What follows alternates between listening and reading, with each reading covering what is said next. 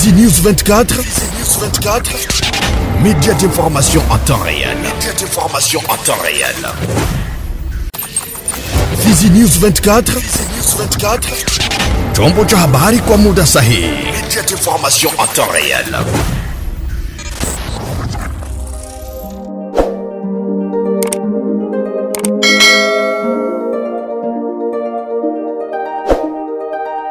Asante mara tena mpenzi mtazamaji wa Fizi News 24. Bila shaka kwa moyo mkunjufu na kukaribisha kuweza kufuata habari zetu ambazo zinakuja kila wakati kwa muda sahihi. Nitakuomba uweze kuandamana nasi mwanzo hadi mwisho wa habari hizi. Nasema karibu. Tutaanzia na huko katika mkoa wa Kivu ya Kaskazini ambako mapigano mapya yameripotiwa kuzuka mapema Jumamosi ya tarehe 28 Februari katika wilaya Masisi mkoani Kivu ya Kaskazini, mashariki mwa Jamhuri ya Demokrasia ya Kongo. Vita hivyo vinakutanisha wapiganaji wa kundi la FCM23 dhidi ya muungano wa wapiganaji wa Wazalendo wanaungwa mkono na jeshi la serikali FARDC. Kwa mujibu wa vyanzo vya eneo hilo, mapigano yanaendelea hasa katika kijiji cha Ndete kilichopo Muhanga ndani ya kundi la Bwabo. Milipuko na mashambulizi pia yameripotiwa katika maeneo ya mashariki, kundi la Nyamaboko ya kwanza pamoja na Lukole katika usultani wa Banyungu. Wakazi wanasema milio ya silaha nzito na nyepesi imekuwa ikisikika tangu majira ya saa 11 alfajiri katika vijiji vya sekta ya Usobanyungu. Inadaiwa kuwa wapiganaji wa Wazalendo wameanzisha mashambulizi ya kushtukiza katika jitihada za kurejesha udhibiti wa maeneo hayo ambayo hivi karibuni yalichukuliwa na waasi wa FCM23 wiki hii.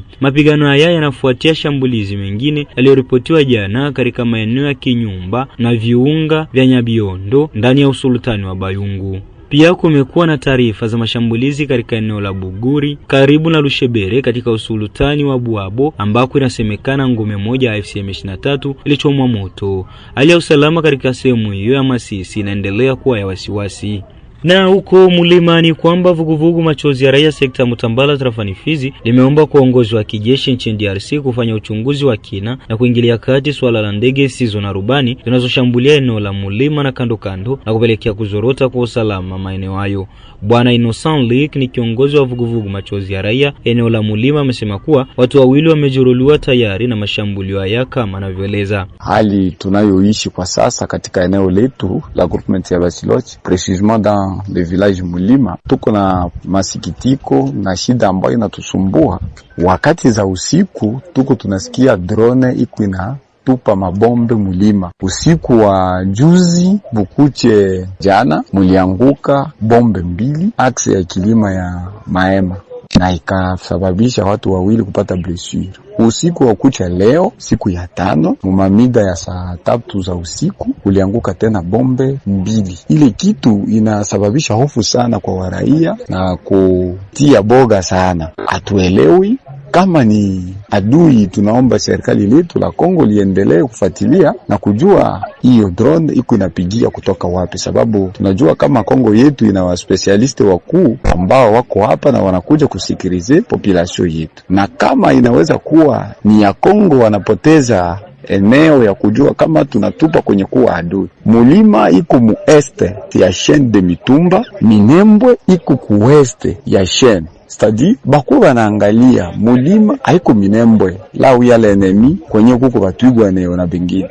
Hapana, Mulima haiko fazi yenye kwa mwene. Mulima kwa population, Mulima ya l'armée loyaliste yenye na gérer eneo. Tunaomba serikali letu lifanye jitihada na kufuatilia lile jambo mbio sababu linaweza leta hofu na kukimbiza raia katika eneo wanaoishi eneo la Mulima na groupement ya Basiloche. Mwisho Bwana Innocent Leak amesema kuwa hali kwa sasa ni mbaya pa Mulima na hivyo ni vyema serikali kuingilia kati swala hilo. Hali ile haiwezi kosa kuleta hofu kwenye kuwa raia, sababu raia ni watu ambao wanapenda amani na usalama tu.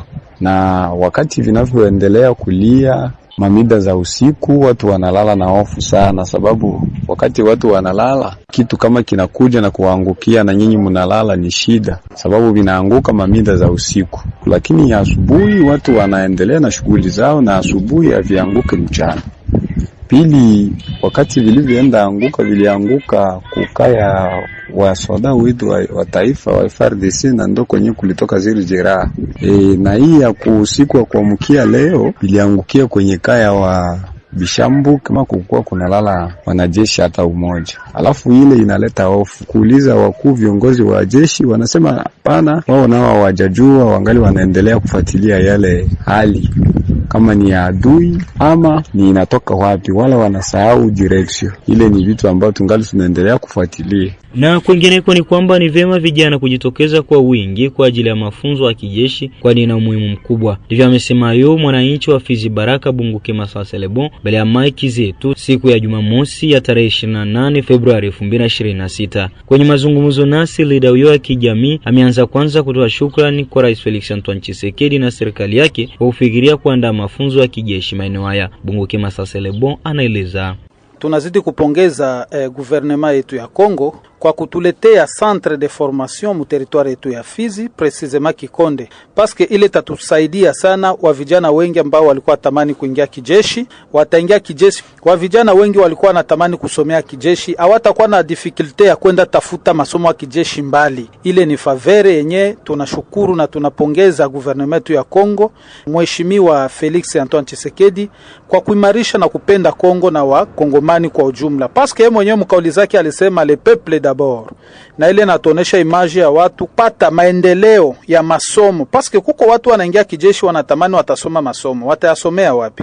Basi watu wajisikie ya kwamba ile ni centre ya formation ya watu wote, wasichukulie ya kwamba inaweza kuwa ni centre de formation ya wazalendo ya grupe fulani. Hapana, ile ni centre de formation yenye gouvernement ndo inashimamia na kila kitu kiko ku ordre, na kwenda kule kupata mafunzo ya kijeshi iko na umuhimu zaidi, paske watu wengi hawajui maana ya jeshi ni nini. Kweli wanapigana vita muda mrefu, ni wagerie, na wengine hawajawahi kuingia kijeshi, hawajawahi kushika silaha. Kule kuko education zote, namna watu wanatakiwa kuchunga silaha, namna gani watu wanatakiwa kuchunga raia, namna gani jeshi inatakiwa ijue kujere huyu ni raia na huyu ni jeshi. Udongo wa nchi inatakiwa kukua protege na kuangalia namna gani ya kutokuingiza infiltration mu nchi yetu, ili nchi kesho yake baki imara kama gisi nchi za Europe zinabaki imara. Paske leo wakati ya Hitler Europe ilikuwa keli sambaratika, lakini leo nchi za Europe ziko nguvu kufatana na kijeshi yao iko nguvu inakaza, na ndo tunatamani Kongo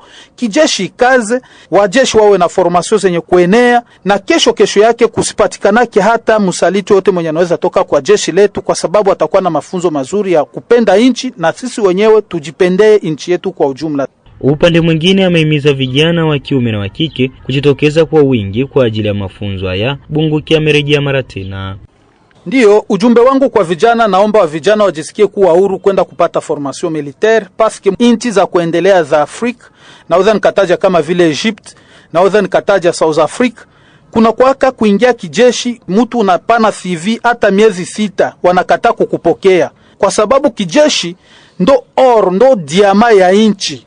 Sasa Kongo tunabahatika hapa mteritoire ya Fizi kunafungulika centre de formation, wa vijana mujisikie kuwa huru kwenda kupata mafunzo ya kijeshi ili tupiganie nchi yetu na tutetee mipaka yote ya nchi yetu, na tusiwe watu wenye kuogopa labda ukienda kuformation ya kijeshi ndo anakutuma kufro kimaliza. Hapana. Ukikuwa na formation ya kijeshi unaweza kuwa cadre politique, unaweza kuwa mwalimu, unaweza kuwa journalist, unaweza kuwa kiokote kenye unapenda. Sio kwenda kuformation ya kijeshi ni kwenda kufro mara moja, sio vile. Naomba tuelewe ya kwamba tunatakiwa tunajua yote. Muzingine nchi za kuendelea, mtu akimaliza masomo anapata diplome ya kwanza yenye banamufundisha banambebaka mu centre ya formation militaire, na ndo kwa maana tunahimiza wa vijana tuingie kwa wingi jeshini, tupate mafunzo bora, na kesho ikibidi kutetea nchi, tutetee nchi yetu kwa pamoja. Na huko Moba ni kwamba baraza la diwani la halmashauri ya usalama imerejesha fedha kwa wahanga wa uporaji ulioripotiwa usiku wa Februari 2025 mwaka huu ndani mwa kitongoji cha Moba Pori jimboni Tanganyika. Mengi zaidi namkaribisha Kashungu Sumaili kwa ripoti kamili. Administrator wa tarafa ya Moba siku ya Alhamisi Februari 26 mwaka 2026 amethibitisha kuwa baraza la diwani la halmashauri ya usalama limerejesha fedha kwa wahanga wa uporaji ulioripotiwa usiku wa siku ya Jumatano Februari 25 ndani mwa kitongoji cha Moba Pori. Kwa mujibu wake Kamfa Kingu Victor, fedha yote iliyoibiwa imerejeshwa kwa wahanga kwa juhudi kufanywa na baraza la diwani la halmashauri ya usalama kwa uhusiano na raia. Kwa Kamfa Kiongo Victor, baraza la diwani la halmashauri ya usalama limefaulu kumshika mwizi mmoja miongoni mwa wezi wa bunduki, hususa wengine wanaendelea kusakwa baada ya kuelezewa kuwa wamekimbia. Jana 19 kulisikika mlio wa masasi mle chini Mopapo. Huyo mlio wa masasi njoo kulifanyisha unalerte yani makazi yetu ya usalama. Walipofuatilia wakajua kama majambazi walioenda kuiba kwa nyumba ya watu wawili sehemu ya soko ya Kapanga na karibu ya senta ya afya ya Katele nongo maeneo ya majengo, na walikuwa wanachukua kiwango cha fedha kubwa kwa manyumba yote ambayo kimekadiriwa milioni 6,900 na zaidi.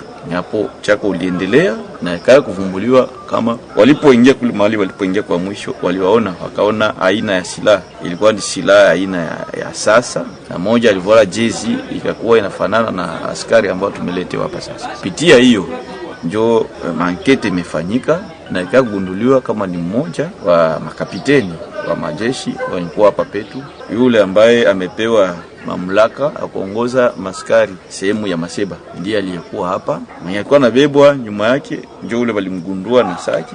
Walipoangalia ndani ya saki ile begi kidogo wakaona kama mlikuwa fedha nyingi, wakamshika ule, na hapo maswali ilianza. Mkujibu akasema kama yeye ameitwa na ule kapiteni, yeye alikuwa Lubumbashi.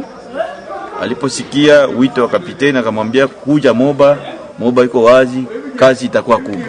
Ni hapo alifika maeneo ya Moba, na kazi walikuwa wakitiana ndio hiyo kazi ya wizi ambao wamevundulia, na hapo kesi imefunguliwa. Watu walikuja kuleta mashtaki yao, walioibiwa fedha zao zote zimerudishiwa mbele yetu kama viongozi wa serikali, zimerudishiwa. Huyu hapa ni mwizi aliyeshikwa miongoni mwa wale waliokimbia, anajieleza. Mimi naitwa David Biamungu, natoka Lubumbashi na kuya Moba. Kapteni ndo mnaniita hapa, Kapteni Fikiri. Kapteni balikuwa anaongea na mwenzetu depuis iko Kisangani, ndo mwenzetu na akaniambia wako naongea na kapteni, na kapteni kwa kuya Moba.